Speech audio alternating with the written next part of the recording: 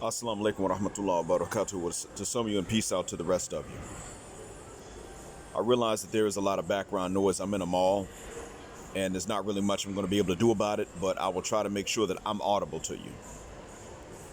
Hit the share button because the message is more important than the messenger.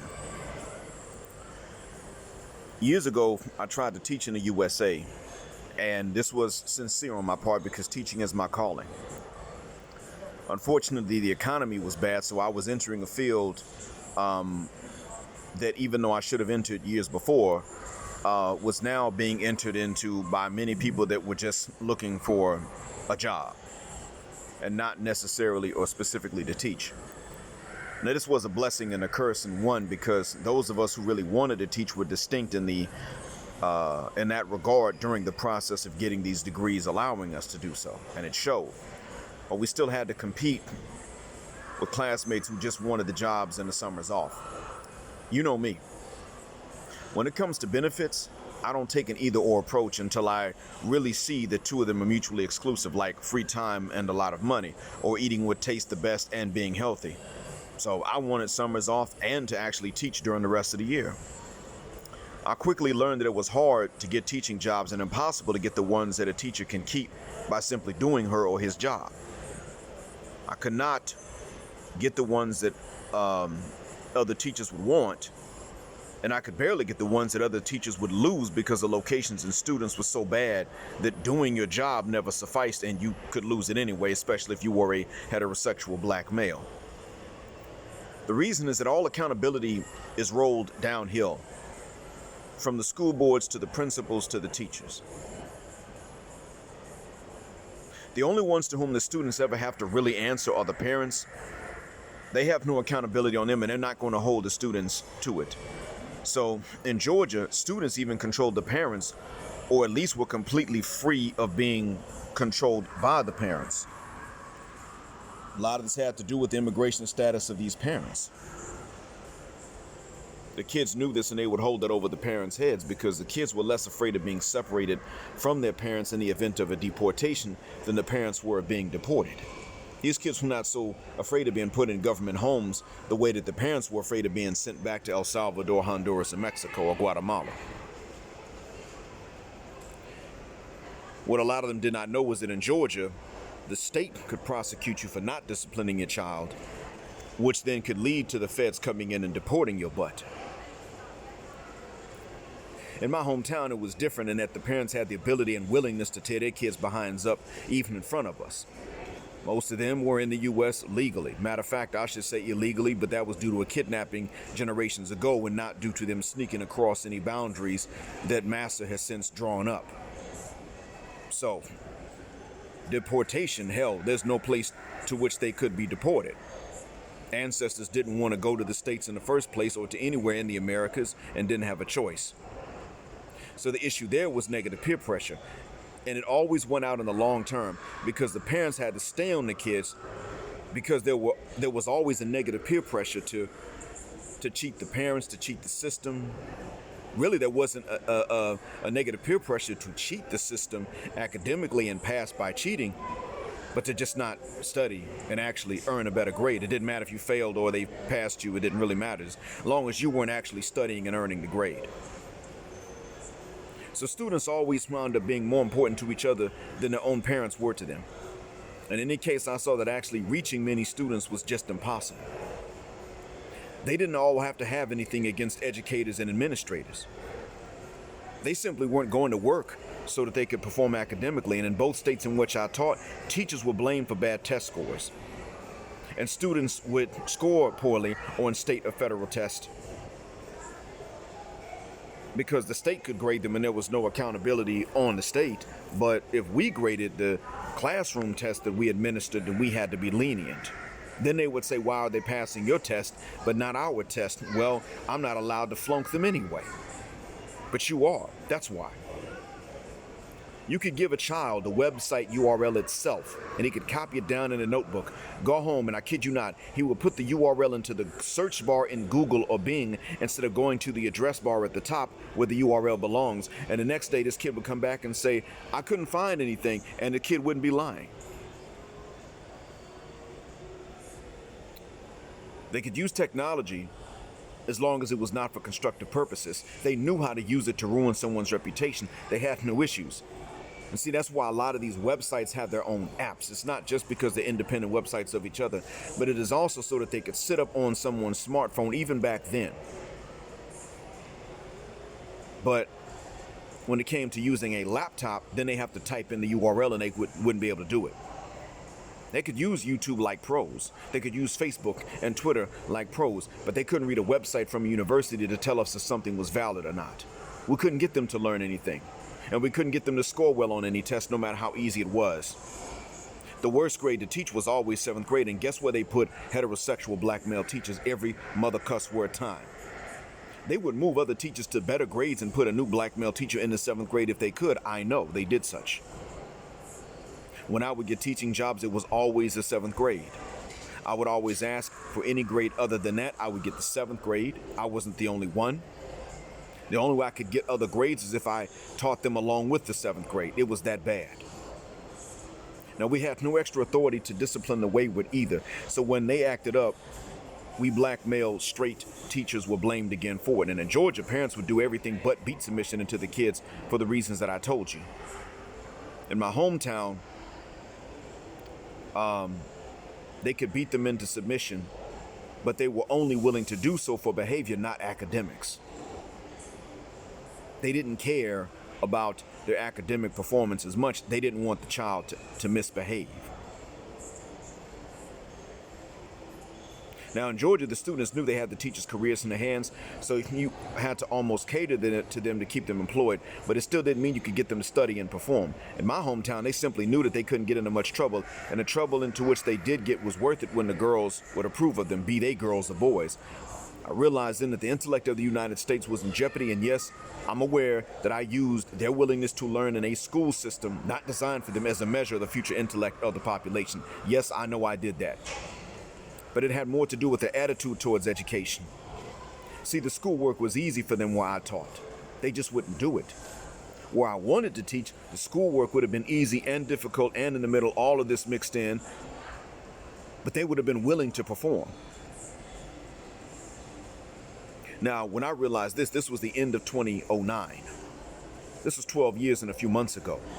Those kids are now beyond 25 years old, and the intellectual decline was already in process before then. They would enter adulthood, and some other slightly older adults would already be in adulthood, ready to greet and welcome them into adulthood, but yet these others were stupid by practice, not by natural ability or disability. My cousin, who worked in jails as a physician, told me less than a year before I went to the Middle East that he was already seeing a rise in adults that had mental disabilities and couldn't live independently if they were released, but there were no diagnoses for them. He said that the crack epidemic of the 80s and 90s produced babies that were then at that time in their 20s and unable to function, some in their 30s, and most importantly, who never accepted accountability for the decisions they made or responsibility to disobey lower impulses. If they got mad, anything they did in their anger was justifiable, but they couldn't accept that this would mean that the state was justified in executing them when they simply committed murder because they wanted to murder someone. One inmate patient of my cousin wanted his cellmate's candy bar, and the cellmate said no unless he bought it because it wasn't free. So the inmate patient of my cousin felt that he was owed this candy bar, and he hit his cellmate in the head, knocked him unconscious. He didn't even notice that there was blood until he finished the candy bar. So then he hit the alarm button, and when the cellmate died, my cousin's patient was now stuck in county for murder on top of that little penny ante nickel and dime misdemeanor for which he was already sitting in county. By the time a trial could be set for him, the sentence for the misdemeanor crime was already over. So he would have just been released. But he murdered his cellmate over a cuss word candy bar, and when that release date came, of course he wasn't released because it was no longer his release date. He actually thought he was going to be released for the original charge and just disappear from having to answer for the murder charge. Nope. Guess what he did when they never called his name for the release date? He cried like a baby and asked why he couldn't go home, and he couldn't comprehend that his original release date was not his release date anymore. It was null and void because he was now in county for a murder he committed while in county. He had to go to trial to be convicted, but he was going to be convicted. He'd never be free again. He couldn't deny that he killed his cellmate, and he never tried to, never thought to. He simply tried to argue the rules themselves with the guard so he could go home. He seriously expected to go home that day. There was no home anymore. His home was now the cell until trial and conviction. Then it would be in the penitentiary. He would be going to trial, then to the big house, never to leave. He probably went insane from this. My cousin was simply frustrated and fixated on one thing, though. This guy never took accountability, and he was typical in that regard, and my cousin could not get over the increasing prevalence of this between the time we had this talk and the time before my cousin started that job. Now, when I left the USA, I was still pro-black, and I sympathized with black women because of the trauma for a few more years. But I didn't excuse everything. I just overlooked and didn't think about the extra accountability on our shoulders as men. It was subconscious on my part to just accept that and not behave in selfish interest at a woman's expense. It was like this for many men. I was not unique in this regard. Many of you listening had the simp chip, courtesy of Lonnie Spence for that term. We didn't question this, didn't know to question it. We have extra responsibility, no extra authority. Last week, I visited 3 emirates of the USA, and I watched as various nationalities moved around as singles and couples alike. I haven't even uploaded or interacted a whole lot through YouTube or Discord, just a little bit, and I've been interrupted if I even tried to do so for too long because I'm on vacation and I should be interrupted. This is family time. One morning I woke up and of course it was night in the Americas. And on another platform, some MLS folks were arguing again. This is largely between men and women. Now, I've agreed not to say names, and one lady was not mean to me, but did say that I was unfair. However, she was not hostile. Another said, F that, I'm hostile. Black mind, you never have smoke for men, so don't say anything to me again. And I agreed to honor that, which is why I won't say her name. But this came after I never had smoke for her either, and never said a cross cuss word to her. And after she admitted, this is after now, she admitted to me that she had to work on some things about her temper and her mouth. The irony is that the other man with whom she was arguing also admitted to me that he was aware of a weakness in himself and he wants to overcome it. Neither one knows until now, if both listen, that the other said the same thing to me in private, because when I explained that I will have private conversations if someone reaches out to me, to both of them, guess which one was willing to understand that? One was, that's a guy. Sometimes he sounds abrasive, but when you get a chance to talk to him, you realize that his intentions are not necessarily abrasive. As a teacher, I recognize this. Some people have similar outlooks and demeanors, but they're not teachers. Professionally, I mean. Then again, I've never really asked his profession. Maybe he is an educator. And then there are others, many others, who don't think in those terms. They have a grudge or they have a beef, they want you to publicly get in someone's face. Again, to be an attack dog.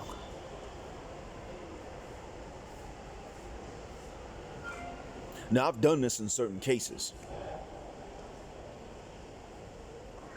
I insulted Nature Boy because it was plain as day to see. He was insulting, rude, intentionally. He was hostile.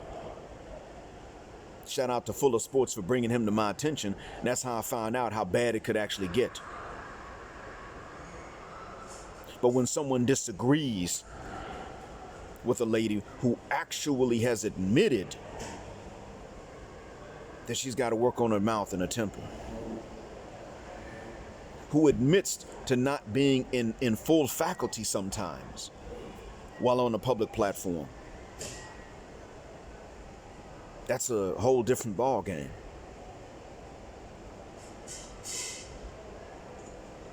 It doesn't mean that any of us are allowed to blur the lines between what is actually right and what is actually wrong.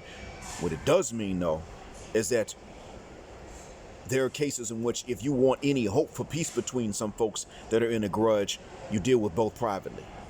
And that's if they're willing to do it. And for me as a Muslim man, I can't go and reach out to ladies privately like that in a private messaging situation. That's not appropriate. It's not fair to, forget about it's not fair to my wife, but it is not fair to my wife. But additionally, it's not appropriate. There are men similar to me in religion who will say, don't reach out to me privately. Talk publicly so that nobody can come along and say that I said something inappropriate when I didn't. There are men that are like that. I simply say, I'm not going to jump into your messages like that, but if you choose to reach out to me, then I will respond and try to help.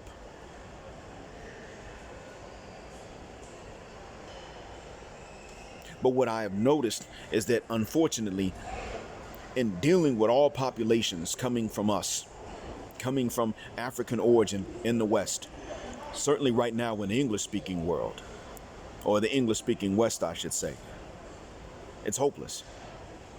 One reason that I say that it's hopeless is because look who has to take accountability and look who doesn't.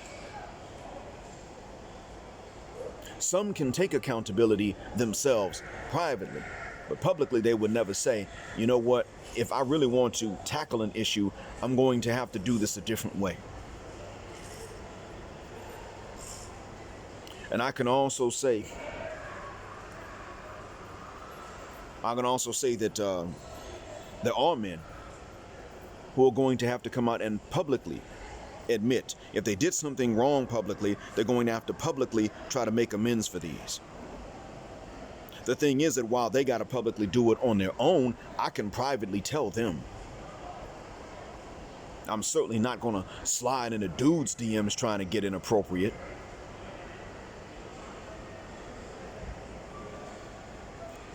And the thing is, since I'm not going to do it, I automatically know right off the bat that if a lady is going to jump up, one, a guy's not going to sit up and say, well, he slid my DMs trying to get some. Because people are going to say the same thing that I've said before. Oh, don't say it, show it.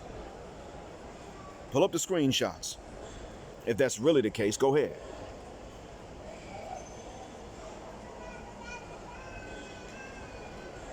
Whereas with the ladies, it's more believable.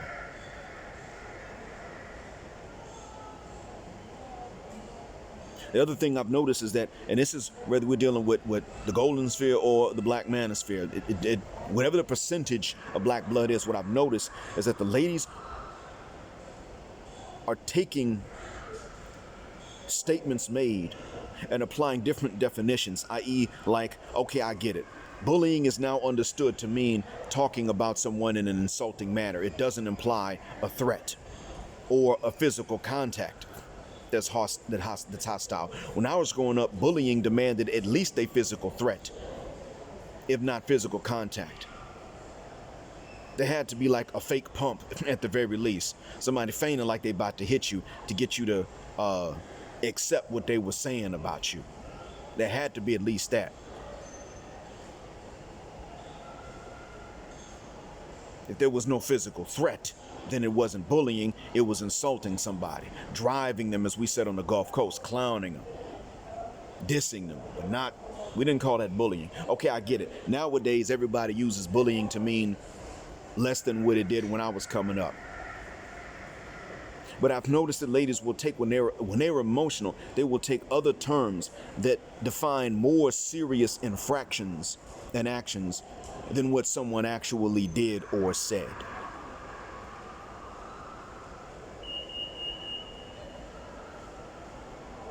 We're not going to be able to reconcile.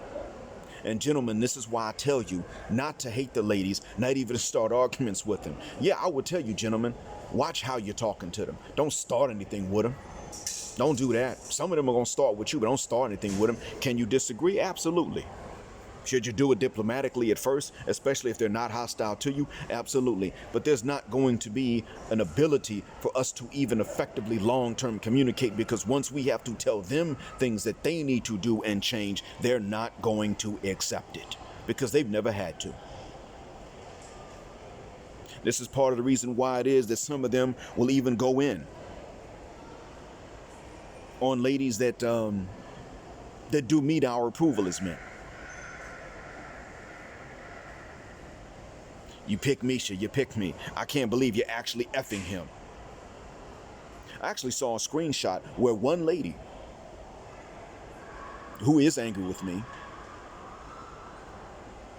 said to another lady who barely knows I exist about another man, I can't believe you're actually effing him. Now see, what I know about the lady who was being told this and the man whom she was being blamed for fornicating with, not because it's fornication, but because it's some sexual validation of this man. She was being blamed for sexually validating this man that other women think should be completely invalidated and emasculated. What I know is that the two of them are actually living in different time zones. That's what I know. This is not a situation in which they could have even not yet. And yet and still, this is what's going on.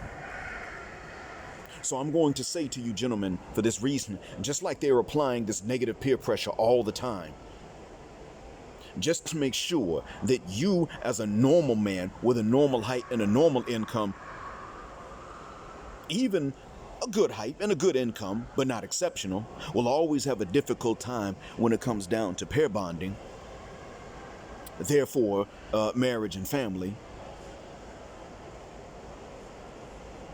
You know, putting your own legacy into the future if that's what you seek to do.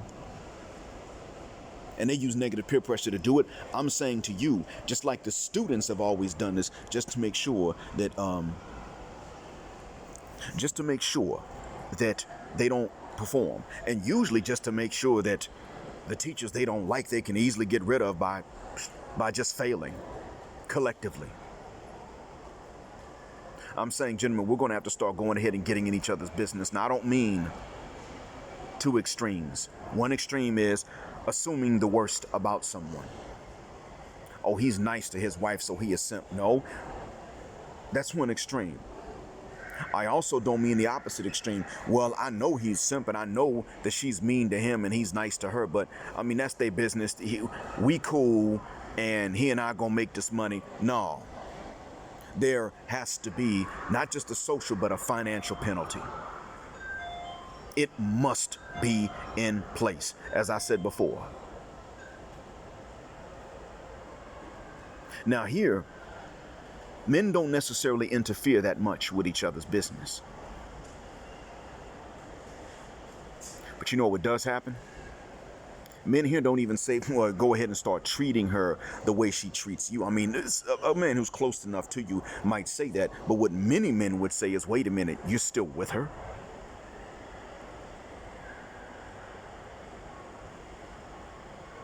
Men here will say, oh no, she doesn't respect you and you're doing your job as a man. Bounce on her. Leave her.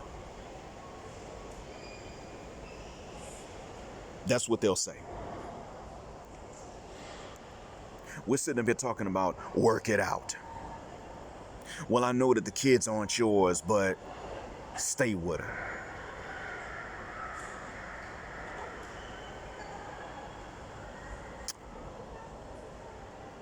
That's what we're doing. Or we're simply overlooking these things. And what we need to be doing is in between the two extremes in which you neither assume the worst nor do you ignore it when you find out that that is, in fact, is the case. We take a middle route, a middle path.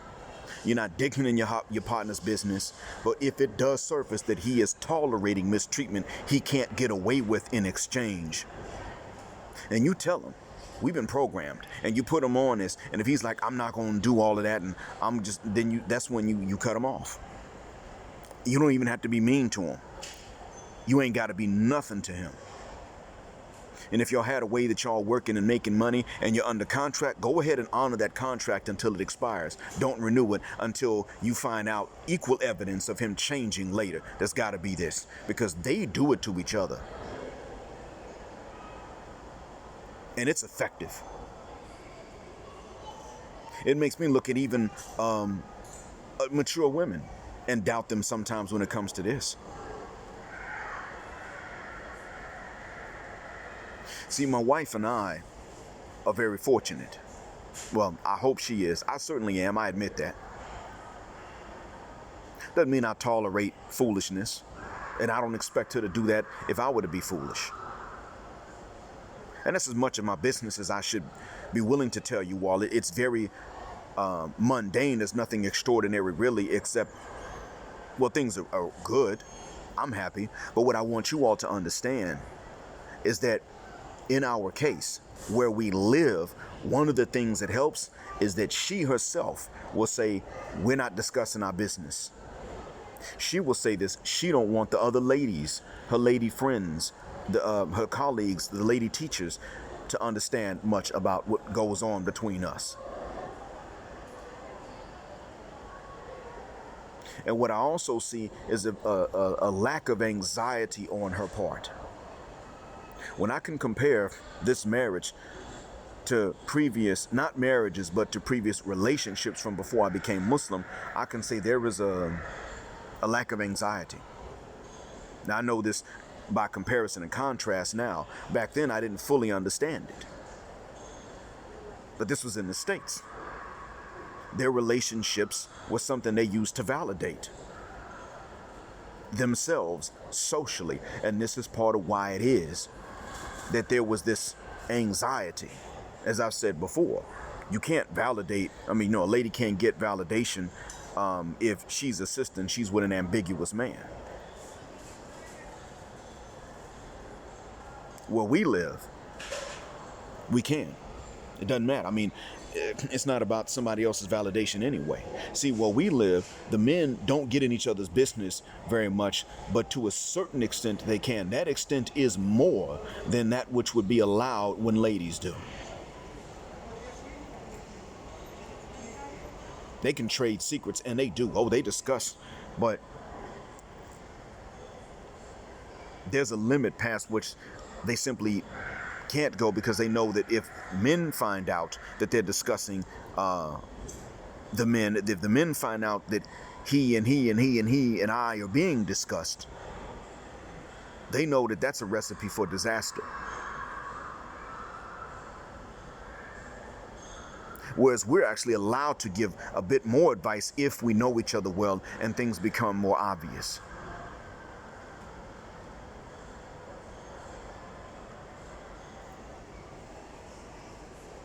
That's where the difference comes in. Ladies here don't get to run each other's relationships like they want to do. And the men don't want to run each other's relationships. That's what makes the difference here. But likewise, men do not want to be, nor do they want a reputation for being what we would refer to as simps, tolerating mistreatment and disrespect they could never get away with dishing out. I hope this helps. Thank you for listening. Black heart, black mind, black out. And as usual, Assalamu alaikum in black, heterosexual, non-select male power just because they don't like it, and black patriarchy until extinction or judgment day. All I'm really saying in this is, in order for marriages to form and work and succeed, she's either going to have to take accountability or not be in control.